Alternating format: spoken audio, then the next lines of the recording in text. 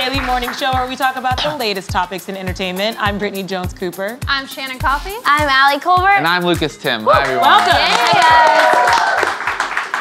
How you feeling? Oh, I'm feeling good. Yeah, right? Now we're nice and dry. Lucas, you got wet yesterday. Guys, yesterday literally went to the gym, came out 2 blocks, just covered, torrential downpour, soaked. My shoes were soaked the whole day. I had no umbrella. It's so uncomfortable. But Shannon said you saw him and he was looking good. Yeah, I have to say, I thought you looked the best you've ever looked. Completely soaked in the rain. Yeah. That's what she said. She goes, I saw Lucas all wet and he looked pretty good. I was like, really? Now I know my look is just soaked. Yeah. So my Instagram will just be pictures of me just covered in water. Amazing. Yeah, I think you should do that on the show sometime. Tomorrow. Yeah, all right. Stay I'm tuned. excited.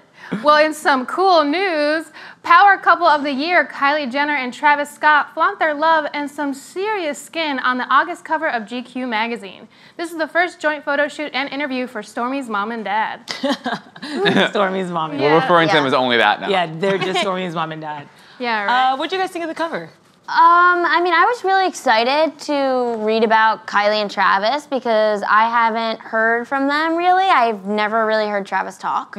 Yeah, they're pretty private, and there's actually like a quote where Kylie Jenner like explains like why they're so private. Like it's not just like by accident. She actually said, "We just go the extra mile to keep our relationship super private. Or like if he has events or something, I won't come because I want him to do his own thing. I want him to be him. I don't want it to be Kylie and Trav. If people don't ever see us together, that's okay with me because we just do our thing." I thought that was interesting that they made that choice. Yeah, interesting. I don't know. They don't seem so private, like in that sense. Like I see them all over the place. I just never hear him speak. Right. And they released that along with the GQ article and cover story. They released this 12-minute video on YouTube of Kylie asking or quizzing Travis on like facts about her. And I was really surprised. I don't actually know if surprise is the right word. It was interesting to watch. He didn't even know like the names of her dogs. Huh. And he knew like some stuff, like he did know like a good amount of things, but that really surprised me. That dog part stuck with me. I was like, how do you not know the names of the mother of your child's dog? Literally because they're such a big deal to her. Like she built the doghouse for them. Yeah. They're all over her like you social don't, media. I don't know, it just made me like question the authenticity of the relationship. Well, definitely, I mean, the interview is really interesting, especially I think we just mentioned is that we don't know a lot about him. Like, I learned that he's an incredibly impatient person and doesn't like restaurants, which hurts me to my core because I would love the show to be at a restaurant right now. Like, I want to live at a restaurant. So, because it's like, it takes too long to get your food or whatever. So, it's on one hand, it's like, wow, they're just like a normal couple in their 20s. But then they're like, no, wait, they have a child. She's a billionaire. He's a successful rapper. Like, they're not just a normal couple. So, it was such a weird... It's a weird interview, in an interesting way. I left feeling really unimpressed. I remember when Vanity Fair did the article with Serena Williams and Alex Ohanian, and I remember reading that and understanding their love, how they met, their connection, and they're actually pretty private as well. And after I read this, I was just kind of like, they're just like 2 kids. Like I didn't feel really drawn to them. I don't know what their intention behind doing the article was. Maybe they don't care if we like them, but it was just kind of, I had that weird vibe too. I was like, okay, so do you guys like each other or, you know? Weird. I got the opposite like impression when they shared their like the story how they met. Yeah. Basically they were at Coachella and that was like the beginning of his tour and they were like kind of vibing and feeling each other and at the end of the night he was like, so what are we gonna do about this? And she was like, I guess I'm going on tour with you. And that's how they started dating was she just like after meeting him one night went on tour with him and I was like, that's kind of like romantic. It's super romantic. It is almost like almost famous. Like they can make a movie out of that. Yeah. You know, going on tour with a rock star after meeting him for one day. You basically just said it was so boring and now that it could be a movie. Well, no, how they met. How they met. boring now. Yeah. Yeah, that's a good point. Is interesting. And they also talked about, I think what's interesting, the Kardashian curse, which I think Scott has brought up on the show, which like the men of the Kardashians fizzle out in some way. And I think he was like, fuck that. He was like, I'm not listening to that, which is, I thought was a good response, but it is kind of interesting though. But he already seems so fizzled out. There's Yeah. nowhere, he's just like his energy level, like in that video, even in the article, I was like, he's not giving me much, he's not talking. She was in control. The journalist who wrote the article says she's very much in control in this room, we can sense it.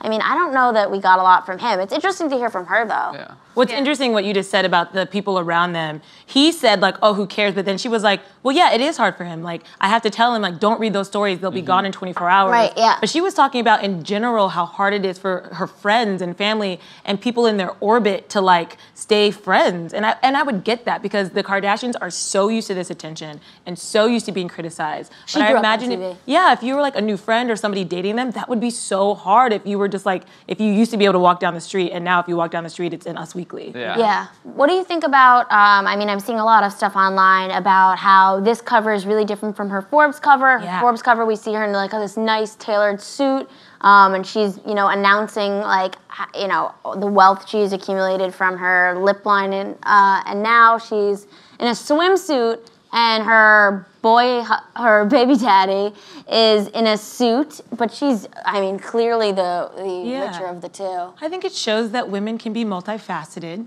and can do both. Yeah. You can wear a suit and you can be a little sexy. I like it. I also understand why, like for the Forbes cover, she did that because her family gets criticized so much, like about the sex tape, and they don't let it go. And I'm so tired of that narrative. Like it's so old. Like I'm ready to move on. Like show your body if you want. If you don't, that's cool.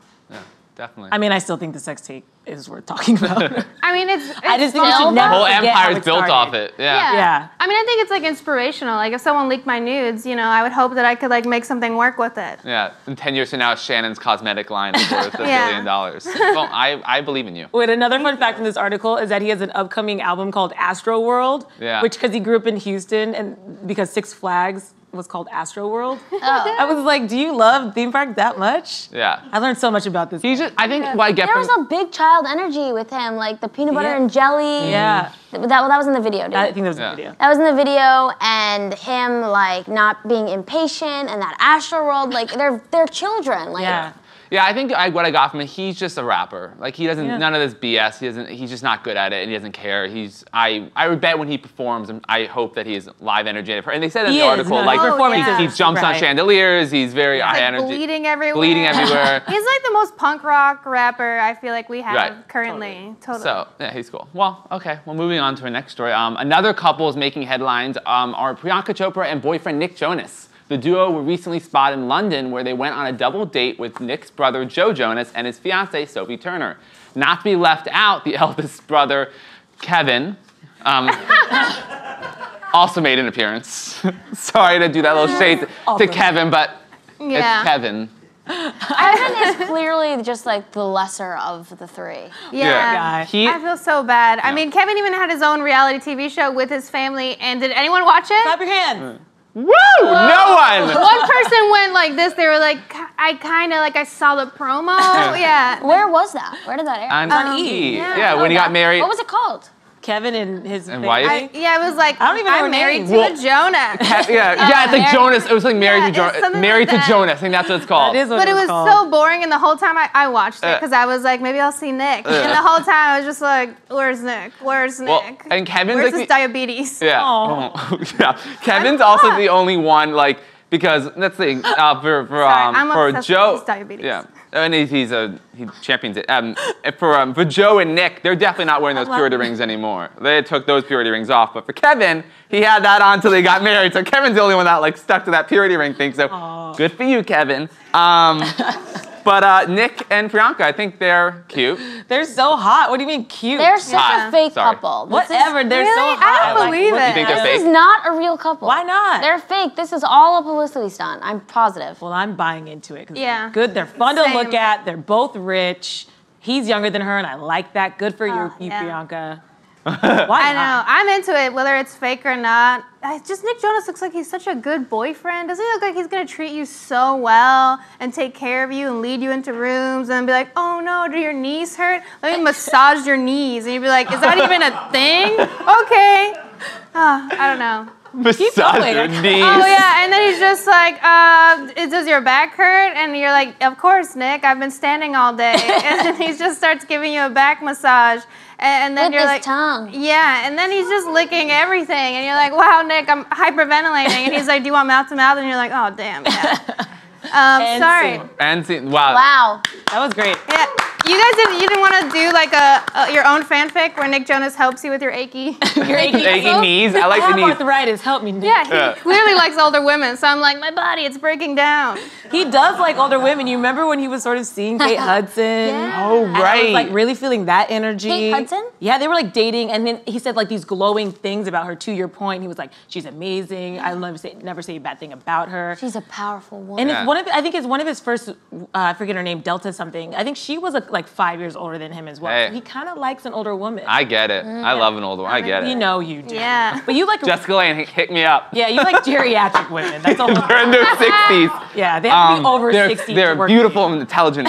Yeah, but and also I love Sophie Turner and Joe. Oh, yeah, That's they're a a really cute cool couple. couple. When are they that gonna get couple married? is so weird to me. Really? You're just weirded out by every couple. I'm not. I'm she's really so young, not is weirded that out by why? every couple. Just like a lot of the couples you guys are like obsessed with, I just feel like they're odd. Why? I They like look so odd good couples together. though. Just like Sophie Turner and like Joe Jonas is like such a weird couple. Like it's fine. I'm not Yeah. I'm not upset. I'm just saying like I don't. You guys Because- are like they're amazing. because Like, it's they're just just a little odd. Look at Such them, they're different so worlds. hot. Like, Yeah, there's such different worlds to me. Yeah. Like all of these couples, I'm just like, wow, I did not see this coming. Like it's just something I would not expect. She's not really from Game of Thrones. She's from present day. she's not Oh, from Westeros. wait. Yeah, no, she's from present day. Yeah. Oh my She's God. an actress I and he's a thought- musician. I It thought doesn't she was seem a that far. Stark. Her Like, hair's not no. even red in real life. Is this not the Yeah. sister of King of the North? No. I'm just gonna. Yeah, okay, that makes sense. Yeah. I get it now. I'm like, they're both Hollywood people. Yeah. Yeah. I just feel like all young, hot, rich people should be together. So it just works for me. Like when I see it, I don't Yeah. know.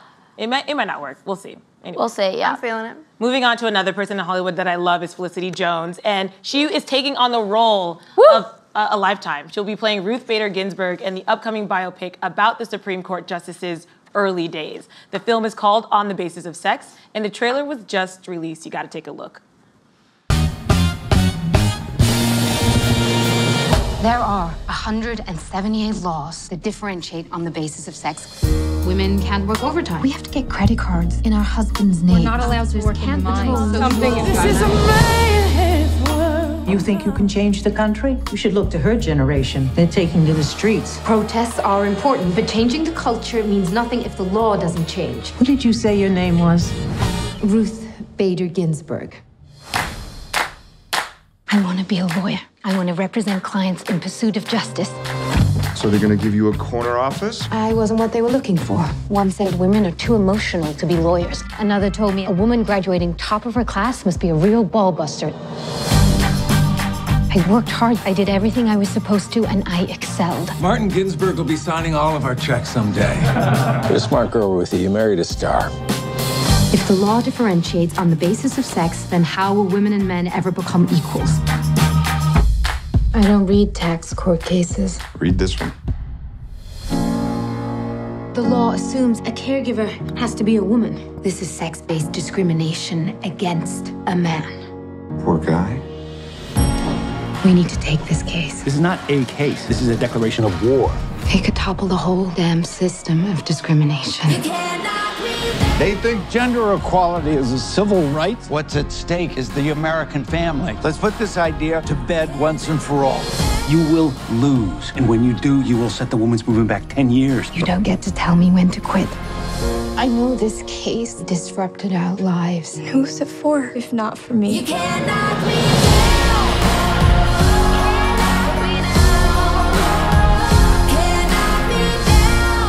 You've been ready for this your whole life. So go in there and let the judges see the Ruth Ginsburg I know.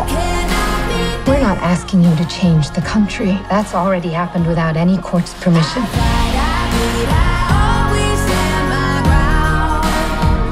The word woman does not appear even once in the U.S. Constitution.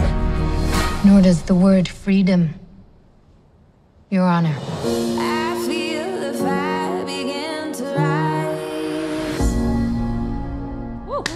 Fuck yeah. That was a good trailer. That gets me riled up. I Yeah. can't wait to see that Looks movie. so I know, good. Justin Theroux with that mustache. Are we freaking out or are we freaking out? Oh my Yes, god. good for you. I really love mustaches. And that one scene where he goes, I'm like, yeah, that's my pussy. You know? Shannon has told me that she would date a mustache if she could. Yeah. Separate from The person. The person. Like just a mustache. Yeah, Oh, I it's really so good. believe that. And then I Justin really- Theroux, oh my god, no. I really Yeah. believe. Wow. How do you shift gears from that? It looks like such a good movie, and I love Felicity Jones. Everything I've seen her in, I'm just such a big fan of hers, and I'm very excited for this film. Ruth Bader Ginsburg, I mean, she's become like a symbol, an icon to like young liberal millennials, and I'm excited to see it. I mean, it looks awesome. Yeah, I love seeing Felicity get to be the headliner. Like, she was in The Theory of Everything, and she was such a good supporting actress in that film, and I love to see her at the helm of this, especially with such an iconic woman. I mean, how impressive that you get to play the Supreme Court justice who has like been through like the last, 3 decades of history. It's insane. Yeah, I mean, Ruth Bader Ginsburg is the second woman appointed to the Supreme Court, one of only 4 women to ever serve. She was appointed by Bill Clinton in '93. And she just, if you read about her life, just the incredible persistence that she had and the sexism she had to overcome, whether it was from attending Harvard Law School, where they said, you know, she was one of only a few women out of 500 men, and they said, you're taking the spot of a man. That sexism that Hillary Clinton encountered 10 years, 15 years later, Ruth did it in the 50s. And in this movie, it follows this case where she actually argues sexism towards a man. So this widower won't get the benefits, Social Security benefits of his dead wife, and she argues for him and basically establishing equal protection for both genders. And she's just an incredible person, and and right now she is like the face of the resistance because, dear God, I will go donate any organ in my body to her to keep that woman on the bench. And one of the ways I love that she stays healthy and active is that she is this incredible workout regimen. Yes. Like, she kicks ass at 85, works out multiple days a week, and it's so incredible and inspiring. Yeah, and I read that she did that because she's had a couple health scares, and I think in like '99 she had cancer, and that kind of like took a hit on her, and so she hired this like former Navy SEAL guy or whatever, special operations person to train her, and I didn't even know how intense it was. But recently, have you seen the RBG documentary that's out? We had the director of it, and they were talking about her fitness regimen and what they were able to catch on camera, and I think we have a clip of that. You know, twice a week with her amazing personal trainer, Brian Johnson. She's doing her planks, her weightlifting, and her push-ups, which she likes to point out are not girl push-ups. She's on her toes, not on her knees. You know, that's something to aspire to. You know, we actually were a little dubious about the workout routine because it had been discussed for some time in the media. No one had seen it before we went in there to film. So we were like, okay, we're not sure, but let's just keep rolling. We had 2 cameras. Julie and I didn't really need to be there, but there was no way we weren't going to be in that room. And it was extraordinary. She came in, didn't look at us, didn't look at the camera, just took her instructions from Bryant, the level of determination, and, you know, talk about inspiring. I would say that both Julie and I, you know, kind of upped our workout game after seeing... We're planking now. We're planking. Yeah, we saw Justice Ginsburg. It was like, come on, you know. I cannot even do real push-ups. I know. It is kind of funny that she's like overcoming sexism. She's like, tell him it's not a bitchy girl push-up. Like, okay. Well, and she apparently loves the Kate McKinnon impersonation, You've Been Ginsburg or whatever, but if you haven't seen it... Really? She loves it? She loves it, yeah. Stephen Colbert, for a segment on the Late Show, did her workout with her, and it's so funny because like he struggles during it, and she's just like as cool as a cucumber doing this workout, and it's so fun to watch, and like notorious RBG. I need to look at that. Yeah, I just need her to keep working out, keep doing what she's doing, because we just need her to like stick around. Well, and when Trump got elected, she hired clerks for 2020, saying like, I'm not going anywhere. Yeah, so yeah, good for her. You're not going anywhere, Ruth. You're not going anywhere. We love you. Can't wait to see the movie. Nickelodeon has announced plans to revive iconic 90s cartoon Rugrats. Woo! The network has ordered 26 newly animated episodes of the cartoon series. Meanwhile, Paramount Pictures has also greenlit a Rugrats movie, which is set for release in 2020. Guys, I'm so excited. I can't wait. Yes. I watched so much Rugrats growing up. Oh my God. My friends would joke that like the Rugrats, like my TV just was like... programmed in a way that the only thing it played was like Rugrats. I was just living in like a Rugrats vortex, and that's the only thing that was on. I love how they ordered 26 episodes and also a movie. They're like, we're coming out strong. Double down. Like, they really are putting all their chips on the Rugrats revival. On babies. I think it's still such a popular show. I have a Rugrats shirt that I wear. It's like a print like all over. And whenever I wear it, I'm always like getting compliments and people on the street are like, Rugrats! And I'm like, wow, I'm the most popular person in the room. And it's just the show. Yeah. Really, this show's popular. I know, I went as Chucky for Halloween one year and people loved it. They love it. I'm joking, I didn't do that. Yeah, I'm gonna say, how did you do that? I just wanted to create that visual in your head. Brittany with the jokes! What you're known like me with red hair, picture it. Yeah, well, those new emojis. Exactly. They got you. Yes. I think my favorite character who was not pictured was, of course, the original Black Girl Magic, Susie Carmichael. Yes. I mean, she was so before her time. She was so woke. She was so progressive. She was so sassy. Like, I cannot wait to see Susie now. And with, like, the stuff they're going to write for her, I can't wait. It's going to be amazing. And aren't these Rugrats in the movie CGI'd into the real world? Something like that. So this could be like that Smurfs movie, kind of. Yeah. It could work. Wait, that's what I'm confused about. Like, are they like making new, like different babies playing them, or is it will they look like the cartoon? In the cartoon, those same babies grew up and will be voicing. No, I'm just saying, like, is it like they CGI new babies that are walking around and talking, or are they CGI like the exact drawings of these cartoons? I think I think it's them. Yeah, it's them. Well, that'll be interesting. The movie, I'm like, we'll wait and see, but the cartoon series that's coming back to Nickelodeon, I think is going to be so nostalgic. I'm gonna have a child just to watch this with them. You better get on that. Well, that's what's so great is that like I have these. an announcement. I expect it. These new parents who are going to be showing the whole new generation of kids who probably don't know anything about Rugrats, like the show, which we grew up on. I'm afraid of the slide. I like think about these old episodes all the time, like when Chucky ate that watermelon. Oh my God, Shannon, that's my favorite episode. I swear to God, I was gonna bring it up. I was eating watermelon like 2 days ago, and I swallowed a seed, and I was like, oh no! I've never seen her It's the best episode. Yeah. I think about that episode all the time, right? Every day. Yeah. Like the time between seconds, I think about that episode. Yeah. Oh my God. I'm a hypochondriac, so seeing Chucky was so important for me because he was always like, I'm dying. And I'm like, I'm dying. And then every episode he would still be alive, and I'd be like, maybe I'm not dying. I'm literally like falling in love with you right now. Like I felt that exact same way. And also that reminds me of the episode of the Magic School Bus when they go through Into the intestines. I love it. I know. That's the booty hole. That's the booty hole episode. That's the booty hole. That's the booty hole. Oh, booty hole. That's a booty hole. That's all I remember. That. Girl, that's a booty hole. That's all I remember. When cartoons That's go real, into right? your body, Real? why is it so amazing? I don't Do you know remember the movie Osmosis Jones? Yes. Oh can my we get God. tiny things to go into our bodies Can we just right do an now? entire episode about all the 90s stuff that we missed and want to come back? Why is that so fun? It's like, we're going to Heart City, and then they like drive up like your arteries. Because we all went to public school and we didn't learn it in real life. It's It just was like, so cool. Yeah, public school. Yeah. Lucas is like, I went to private. He's like, probably, yeah, okay, whatever. I did. Yeah. Yeah, of course you did. I'm excited. Okay, it was a good school. Do you remember though in the Georgetown Rugrats days. how weird the parents were? Yeah. Like looking back, I'm like, I think Tommy's dad had like a pill problem. oh, did you ever hear the conspiracy theory about all the kids actually being dead ghosts? Yeah. Have you read that? And the dad was like tripping. Yeah. I read that. What show were you guys watching? Oh, no. Well, this was like in the past decade when we were They missing the didn't play it Rugrats. at private school, bitch. Sorry, we were learning about Ruth Bader Ginsburg This at is what private the school. public school kids got. We got two parents tripping about their dead children. That's fact. It is fact. That's what they play. That's fact. Yeah.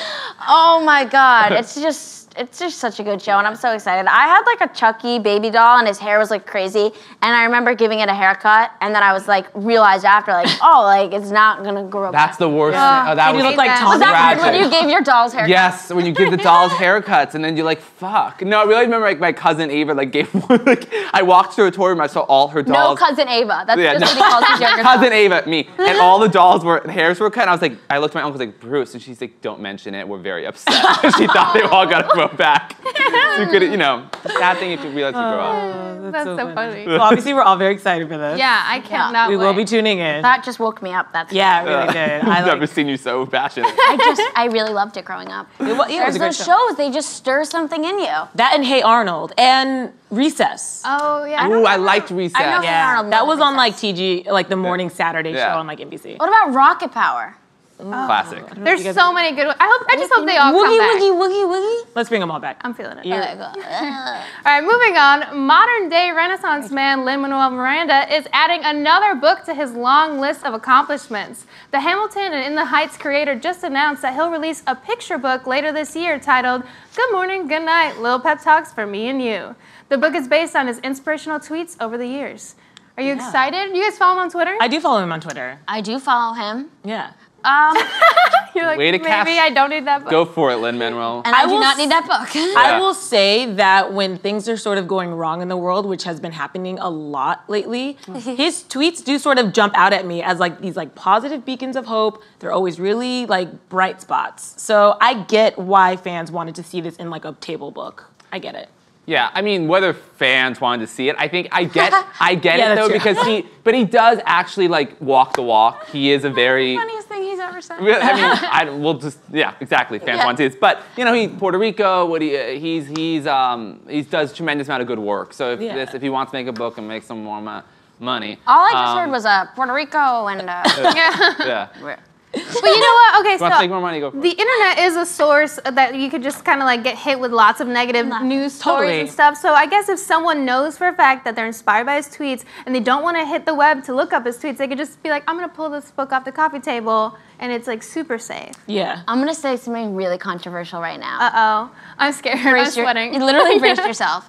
I know that everyone is obsessed with Lin-Manuel Miranda and Hamilton. I know that they all are. Do you want to do this? Yeah, I'm Are gonna you sure you want to do this? Yep. Yeah, are you sure? Oh my I saw Hamilton. Don't say it. Oh And- no. Come on. Come on. I'm joking. Okay. Okay. I was No, I'm not. I rollies saw on the ground. Hamilton, and it's good. Oh my God. Oh! Oh But- my Oh, God. But like, okay. I think people should calm down. Okay, No. name a You more, just freaked out over the name a freaking more word. spectacular Like, musical. I just think people should calm down. I don't know. I think. I don't think it's bad. I think it's really good. But no one's rioting in the streets I like think he won the it's Super Bowl. I think People it's are- really good, and now people should calm down. You know, I have to say, I think life is literally too short to not celebrate good things. Yes. Not celebrate good Yeah. people, No, good but tweets. of course you're gonna Come come for on. that. She's completely changing my argument. I didn't say people shouldn't celebrate Yeah, life. but you're like, can you calm down your celebration? No, it's just good, and now I don't need a book of his tweets. He won You the don't have to buy MacArthur it. Genius Grant. What Yeah. he wrote was historically accurate. Never and engaging said to otherwise. wide Never audience. She's said just saying otherwise. now the hype I should just die said down. it's really good. That's I and think you guys the are hype arguing. is warranted, is what I'm saying. Let me get to my point. I think it's warranted. Yeah. That's a good comeback. When your stand-up special comes out, Allie, I hope it gets so much hype. And I hope that no one's out there being like, you know what? She's funny, but like, we don't need to be that excited because I'm going to be like, Allie's special's out. I'm gonna be excited about it. Respond with a personal. Because like, why? Because he's a real person. And But his I don't- fans like love him But and they I- want to celebrate it. Yes, but I'm not arguing that he as a person shouldn't be celebrated. Yeah, but you're like, this hype, I'm not feeling it. But it's like, let them have their hype. Yeah. You can feel the way you With feel. the opening of Mamma Mia, Here We Go Again coming out this weekend, iconic singer Cher has also announced that she will be releasing an ABBA cover album. While fans don't have a release date for the album, Cher did share that she will be dropping new music in September. So perhaps that could mean the album is only a few months away. Who's excited? I love that. Cher did share. Cher did share. You saw Mamma Mia too. I saw Mamma Mia 2, guys. I laughed, I cried, I was dancing in my seat. And I'm not even messing around. Like, I did not expect to love it as much as I did. It was just so much fun. And then when Cher came out, the people in the audience literally clapped. Like, we were in a movie theater, she was not there, and they clapped when she came out. Oh. So like, she has a way of like unifying people, exciting people. So the fact that she's gonna take this music and go on tour is like a no-brainer. Because just seeing how an audience reacted to her in a film was insane. I'm pretty sure I saw the trailer alone in my apartment and I clapped. Yeah. She When gets she off the came boat or out. something. I'll probably see, but I think it's like, isn't it like the most sarcastic title for a sequel ever? Mamma Mia, Here We Go Again. Yeah, you're And right. they're like, here we go, guys, 10 years later. I mean, congrats. You're right. We like Cher. I'm not an ageist person, but I just want someone to explain to me how Cher can be Meryl Streep's mother. If anyone can tweet at me the science behind that, besides movie magic. Do you want me to give it to you? So Amanda Seyfried is 25 in the movie. Yes. And her mom, Meryl Streep, had her at like 22. So Meryl that would make Streep her is- in her 40s. Got it. And that would make Cher in her 60s. Got it. Makes sense. None of that is realistic, but that is But makes how they sense. carved So it out. did they de-age Meryl Streep? Are you using that new technology? I think the movie was very well lit. Oh. Yeah. Very well lit. And do they use they use new ABBA music or old ABBA music? And what do you think about Hamilton? They use like the big hits, like Here We Go. Like obviously that's going to be in both films. Sing it for us. Yeah. It gets sued by ABBA. Yeah. But they brought in some new songs too, or some songs that weren't in the first one. So Cool. it does like mix it up and. Right. Yeah, I thought it was a good movie. I did not expect to like it as much as I did because I'm not really like a musical in movies type of person. I like them in person. Do you like it more than the first one? Yeah, I do. Wow. Really? I think it's better than the first one. Really? Wow. Yeah, said it. You heard it. The music is better or the story? Just the story, I think, is a little more fleshed out. Lily James kills it. Maybe it's better that it's not based off a Broadway musical. This one, that it's just really an original story that was crafted for film. And it's really funny. Like Cher's specific story arc is really funny and really, it's really good. So. I always remember from the first one, little boys who play with fire get their fingers burned. And I just say that at random times. And then Cher's album, though, is not going to be like traditional 1970s Europop. Like she said, it's going to be ABBA in a different way. So whatever that means, I don't know. She'll probably make it like a little like, do you believe? Yeah, Sherry. But Sherry is like Europop. So I'm just like, what, does she become a folk singer now? Like, what is she doing with an ABBA song? Like, you know what I mean? Like, I don't know. Cher covering ABBA will just not sound like ABBA. Yeah. Right. Oh, just because it's just Cher. Yeah. It's like Cher It's gonna be singing all songs. acoustic guitar.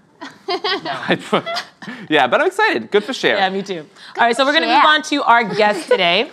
Paul Mecurio is a comedian we love here at Build Brunch. His new show, Permission to Speak with Paul Mecurio, is playing off-Broadway at the Jerry Orbach Theater in NYC, where audience can expect an interactive night at the theater. Let's take a look. How are you? Can you come up here for a second? Stay right here. Come up here. Come here. Say hi to your dad. Really? This guy fucked another woman, and that's the guy. Holy shit. Look at this. It's like, wow. Okay. So what is your name? My name's Kirk. What is it? Kirk. Kirk, nice to meet you. And you stand up. You have terrible posture. I do. And who are you here with? My friend's in the back row there. Hey, man. What's your name? Jacob. How are you, man? How do you guys know each other? We work together and we perform improv together. Oh, cool. All right. Yeah. And you grew up in the Midwest? No. Where? Upstate New York. Yeah, that's the Midwest. How is it meeting your dad for the first time? It answers a lot of questions I had. That is awesome. And I am from the Midwest, by the way. Oh, you are? Yeah. Yeah, you seem emotionally closed off. Iowa? Detroit. What'd you look down at my dick for when you said that? Did you see his eyes go down? I'm gonna be at the Comedy Castle in Royal Oak, Michigan. That's where I was born and grown, 35 years. No, raised, not grown. Born and grown. How do you do it with this guy? You were born and raised there? Yep. Yeah, you gotta come see me. I'm gonna be there in December. Okay. I'll do it. You're gonna be ironing your shorts. You're not gonna come.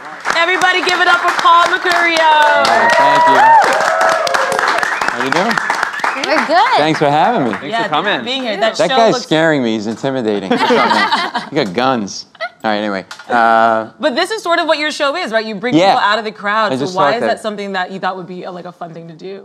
Because I'm doing it in my stand-up and doing Why warm. is that fun for you? Yeah, exactly. Because I'm a masochist. Basically, the thing is, when I'm talking to people, it started out just talking to people, like doing like chit chat, and then I would have people stand up so people in the back of the room can see them. And I'm like, well, why don't you just come on stage? And they come on stage, and this is in my stand-up around the country, or if I'm doing warm-up at the Late Show or whatever, and it just sort of evolved into this thing, and then some people saw me doing it who produce shows, and they're like, this could be a show, and the stories I get are like crazy. Like this woman, this was literally 4 days ago, I said to this woman, what's your name? She goes, Nydia. Right, and I go, Lydia? She goes, no, Nydia. Like, she was really pissed off that people completely do that all the time. And she goes, I go, well, how'd you get that name? It's very unusual. She goes, well, my father named me after his lover. Right, no, right? So now I'm thinking, okay, well, you're born out of wedlock, right? And she goes, no. He was sleeping with another woman while he was married to my mother. He got my mother pregnant with me, but he named me after the woman that he was fucking on the side. Oh my God. Wow. I see all of you are doing exactly what everybody did. Everyone was like, what? And which is like weird, because like how do you like rock a baby to sleep named after you're like, I got to get hard on looking at my daughter. My God. And it was weird. It was weird. It was weird. I'm not the pedophile. Relax. And then so it's just these things come out. We had this. I had a lesbian. I was in Minnesota. I was working, one of the clubs. Bring her on stage. You have a partner? Yeah. You married? Yeah. Bring her up. How'd you guys meet? They giggle. I know I got a story, right? All I asked was, how did you guys meet? That's it. So the partner goes, well, I was married. I have 3 kids. We met at a softball game. Everybody laughed. Shocking. Lesbians at a softball game. And basically, yeah, you can giggle. It's not politically incorrect. Loosen up! And no. And so now the crowd's like leaning in, right? They go, so we ended up having an affair. And I divorced my husband. And we got married. And everybody's like, oh. And you think it's the end of the story. Here it comes. We all live in the same house together, including the ex-husband. No. And we sleep in the beds. Everybody's eyes did that. And we sleep in the bed that the husband and wife slept in, and my husband sleeps down the hall. Wow. They came back the next night, because lesbians love me. And they brought their 3 kids to the show. 3 like 18-year-old twins and a 19-year-old daughters. And I said, and she said, we had drinks. She said, I want to thank you for being inclusive with your comedy. This isn't about me. It was just like, I go, well, I just talked. She goes, well, you didn't like treat us like we were broken or different. We're just like regular people who have lives and whatever. And I go, yeah, you are. I go, why'd you bring your daughters? They said, well, we wanted them to see that in this very politically correct world, you can actually talk about these things in a no bullshit way and not tiptoe around it.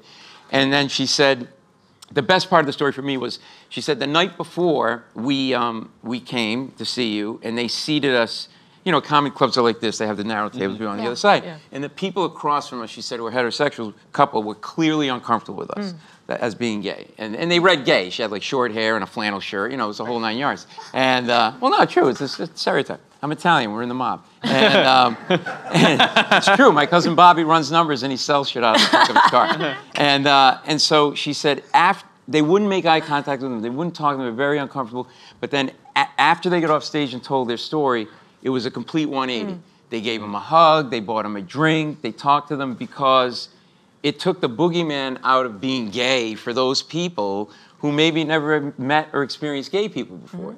And so that's what's happening. I mean, it's just the stuff that people come out and say, and they go, well, how did you do it? I literally just said, how did you meet? Yeah. And then and so I feel like in this show, what I talk about, and the theme of it is, it's not a stand-up show, is that there's everybody has a story, right? You walk down, everybody in this room has a story, everybody.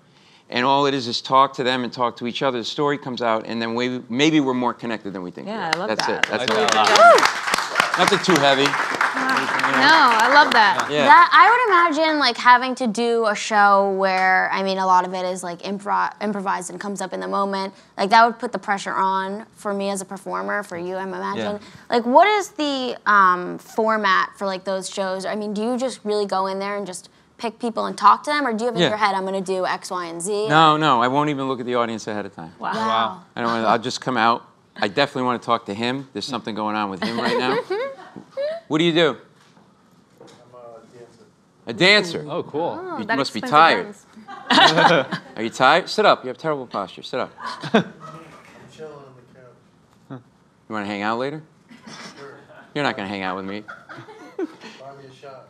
All right. Whoa, there we go. I got weed. You want weed? I'll take that too, man.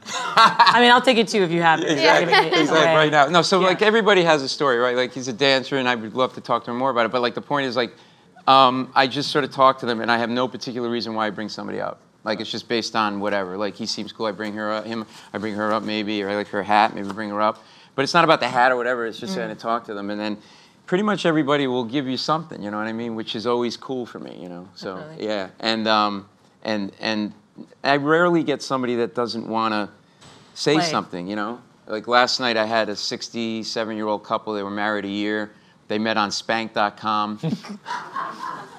She's right back there. Did you hear her laugh? Yeah. And love, true love. Yeah, and then when it goes further, so now it's like peeling an onion. I swear to God. So all I said was, "How long you been married?" And then it turned into, "We have an open relationship." And I go, "Oh, you sleep with other people?" No. We're open in our lovemaking and the way we approach it. Okay. I go, "Well, what do you have, diagrams? Like, what does that mean?" She's like, "No." She says, she goes, I am we're very open to trying things.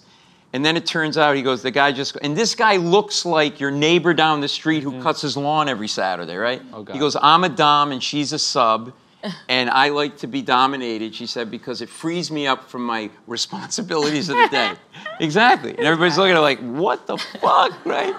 And so this all came out in 5 minutes. Yeah. And this was like the average person walking down the street. And then we had a three-way after the show. Right. No, They're like Spank.com. They're into some interesting things. Right. You sound Lucas really is like, you interested said in spank.com? Yeah, Cost any money to register? I was gonna say you sound really interested in people. Is that what made you want to get into comedy in the first place? Like, what made you interested? Oh, in I don't. You know, no, it wasn't the people thing. I don't know. I was writing jokes as a hobby. I was working on Wall Street. I was doing law and banking, and then I just started writing jokes. I always liked watching comics on TV, and then I met Jay Leno at a private function, and I handed him my jokes, and he was like, okay, like, and he really does talk like they're letting helium out of a balloon very slowly, and it was like, it kind of threw me, and then he took the jokes, and I said, I don't know if you need these jokes, but I'm never going to use them, I'm a lawyer, and he took them, and the next day he called me, and like 2 days later, and I had told my friend David, that who does impressions and stuff, just a friend, like, and by that I met him, and the phone rings, and I go, and he goes, hey, it's Jay Leno, it's Paul Mecurio there. And I'm like, yeah. He goes, what? He goes, Jay Leno. And I'm like, yeah, and I thought it was my friend Dave. I go, yeah, David, really funny. And I said to him, I go, you do a lousy Jay Leno. Jay Leno. And he goes, no, Jay Leno, I think I know. I go, no, you have a shitty Jay Leno. I was like, oh, fuck. And then he did one of my jokes the following week on The Tonight Show. Wow. And it blew my head off my shoulders. Now, you're comedians and you know, let alone doing it like that, there's that rush. And I think for me, it was like I created something out of thin air and people reacted to it. And the more powerful thing was it came out of this box. I've been watching this box my whole life and other people's words. And then all of a sudden, my words came out of the box. And then I became obsessed with writing jokes. And then Jay told me to go try the jokes. So I started to live a secret double life. And I'd go to dive bars around New York City. Wow. And one of the places I worked was called Downtown Beirut 2. It was in the Bowery. And I guess they were franchising these shitholes. I don't know. But and they were, Pimp worked out of there, Pusher. And there was a hooker named Tiffany who would give you notes on your jokes. Wow. Oh, perfect. Yeah, she'd come off stage and go, you think you should be doing that cab joke again? I just think it needs a little thing at the end. I'm like, okay, thank you. That's amazing. Can I have a blowjob? No. So it was really crazy, and I was living this double life, and that's how it started. But it was a creative thing, I think, that kind of got me into it a little bit. Yeah. So do you still write for your stand-up, or are you doing a lot of like improv in your stand-up? No, my stand-up, I write for it. I just have this as part of it now, and it's usually like in the beginning, and then like a lot of my stories are just about me, just in my life, and getting in confrontations with people because I think I'm going to change the world, and then I end up, I almost got arrested on Amtrak because I got in a fight with the conductor and stopped the train for an hour. Whoa! And I got banned from a market over a red onion, and I pulled my pants down on 86th Street and told the guy to fuck me in the ass over a plastic bag. So it's not good. But yeah, I know. I'm a people person. But it's real. So what happens for me with my stand-up is I think you start out and you just want to connect with people, so you'll just sort of talk about what you think everybody relates to, right? Like getting in a cab or whatever.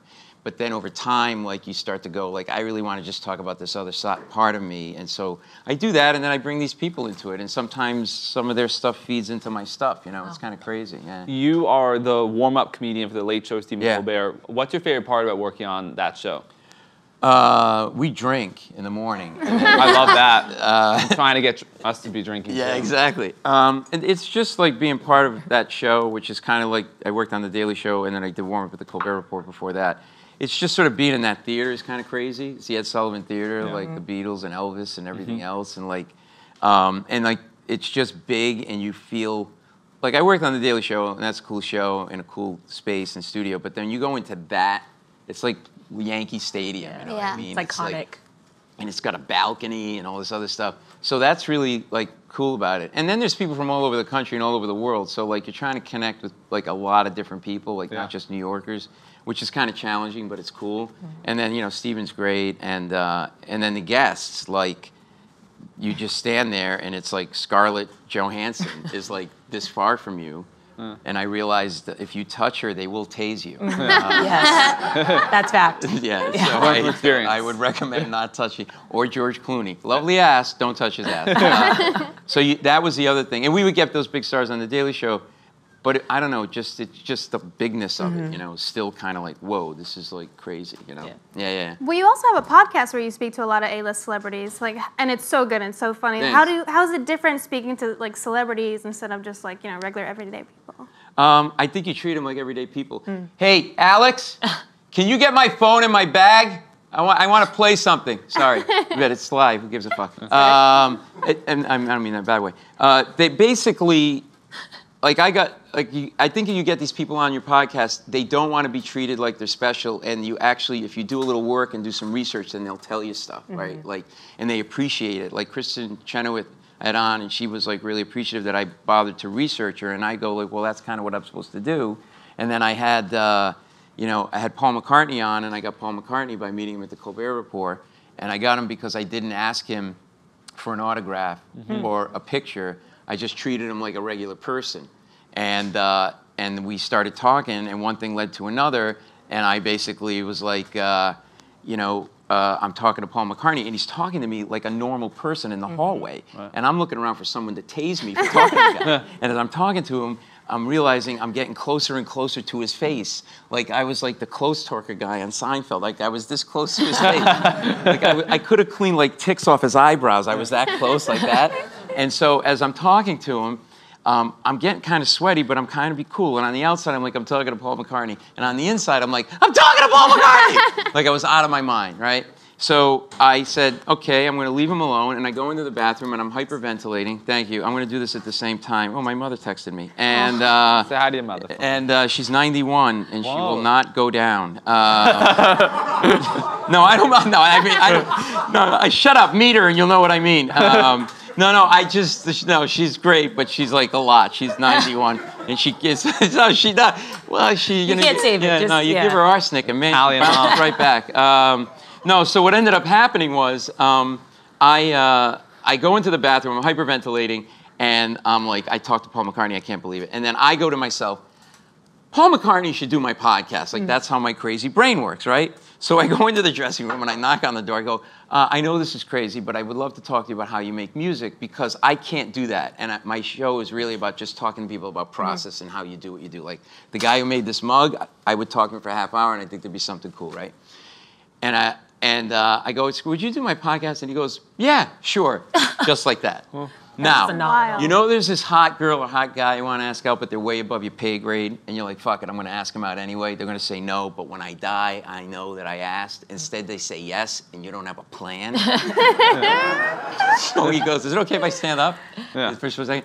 He goes, yeah, sure. How would we do it? And I'm standing there like this, and I literally, these were the noises that came out of me. I'm like, and I'm rubbing myself like Rain Man. I swear to God, and I go, I'll come to London. And he's like, we're in New York in a room together. Why would you come to London? And then he goes, is it easy to do? And I actually said to Paul McCartney, yeah, it's really easy. I don't want to be a bother. You could do it on your phone naked from your toilet. I'm like, what the fuck am I saying? So like, I got it, like I got it now. I'm like, just get out of here. I'm going to ruin it. Just leave, right? Yeah. Just leave, right? So I go, look, I'll leave you alone. I'll find your assistant, and I'll set it up. And this is the mind blow right here. He goes, no, you and I'll do it. I go, what do you mean? He goes, you and we'll just coordinate it. I go, what do you mean? He goes, we're going to exchange numbers. Are you kidding me? Can we text Paul McCartney right now? No, hang on a second. And then he goes, I'll give you this back. He goes, and when I call you, you got to be ready to do it. So now I write it on a Post-it, and I'm literally, my hand is shaking, and I'm handing my fucking phone number to Paul McCartney. And of course I said, when I handed it to him, I'm not going to fuck you, old man. And then I'm like, I'm going to fuck you. You're a Beatle. I'll fuck you all that. No. I handed him, now I'm like,